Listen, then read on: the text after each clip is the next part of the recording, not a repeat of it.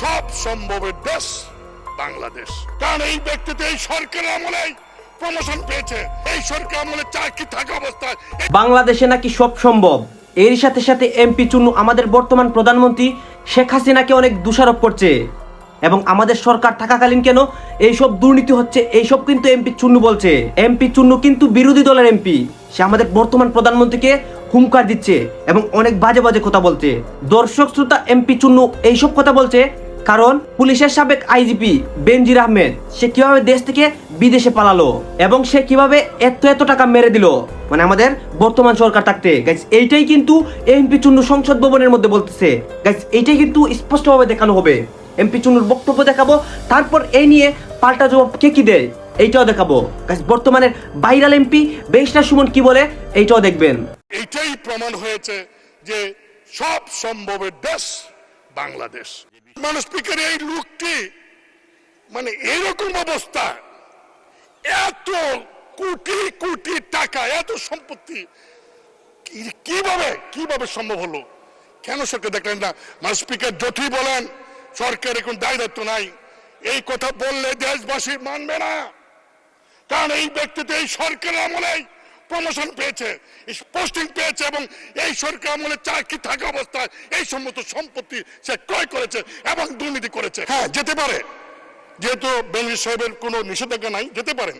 জানবেন না কেন? কারণ তিনি তো এয়ারপোর্টে ইমিগ্রেশন হয়ে গেছেন। ইমিগ্রেশনে তো কোনো ভিআইপি, আর তখন সারা দেশে আলোচিত বেনজির, তিনি ইমিগ্রেশন দিয়ে গেছেন আর ইমিগ্রেশন ডিপার্টমেন্ট তার মন্ত্রণালয়কে জানায় নাই, সরকারকে জানায় নাই। যদি না জেনে থাকে তাহলে ইমিগ্রেশনের সমস্ত কনসার্ন কর্মচারীকে সাসপেন্ড করা উচিত। বাংলাদেশ ব্যাংক এবং ব্যাংকগুলি এই টাকা উত্তোলন করলো, একটা চেক দিয়ে পাঠাইলে ব্যাংকে 10 লাখ 20 লাখ টাকার 7 দিনের নোটিশ থাকে। 70-80 কোটি টাকা তিনি কিভাবে উত্তোলন করলেন আমি জানি না। মানে স্পিকার, সরকার এত বাহিনী, সরকার এত এজেন্সি আছে, তারা কি খবর রাখেন? তারা কেন সরকারকে এইগুলি জানান না? আমরা জাতিকে বিভক্ত করে দিয়েছি, জাতিকে চেতনাহীন করে দিয়েছি। কিছু বললেই যানবাহনের সিন্ডিকেট, রাস্তাঘাটের সিন্ডিকেট, বাজার নিয়ন্ত্রণে আসছে না সিন্ডিকেট, অমুকখানের সিন্ডিকেট, চালের গুদামের সিন্ডিকেট, বস্ত্র বিতরণের সিন্ডিকেট। আমরা চাই না যে একটি, দুটি, তিনটি লোকের জন্য আমাদের মতো যারা তাদের সমস্ত জীবন সততা এবং শপথ বাক্য রক্ষার জন্য ব্যয় করেছেন তাদের গায়ে একটি ফোঁটা কালি লাগুক। এর ব্যাপারে আমরা সম্পদের হিসাব দিয়ে আমরা ইন্টারভিউ দেই, তো উনার সম্পদের ফিরিস্তি এত বড় যে কোনটা আগে বলবো কোনটা পরে বলবো এটা আমার মাথায় ধরে না।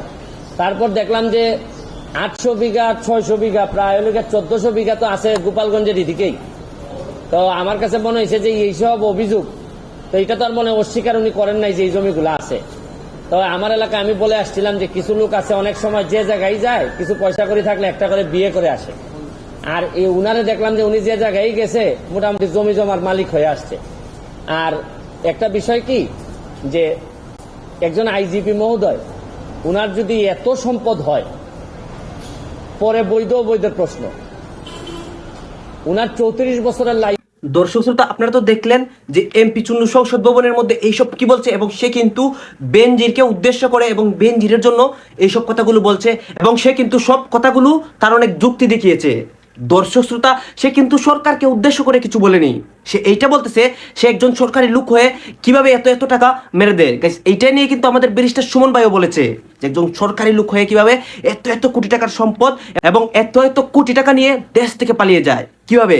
দর্শক শ্রোতা, এই বেনজির সম্পর্কে এবং বিরোধী দলের এমপি চুন্নু সম্পর্কে আপনাদের কি মতামত প্লিজ ভিডিওর কমেন্ট বক্সে বলে যাবেন এবং আপনাদের কাছে আমার একটা রিকোয়েস্ট থাকবে, চ্যানেলটি সাবস্ক্রাইব করবেন। ধন্যবাদ।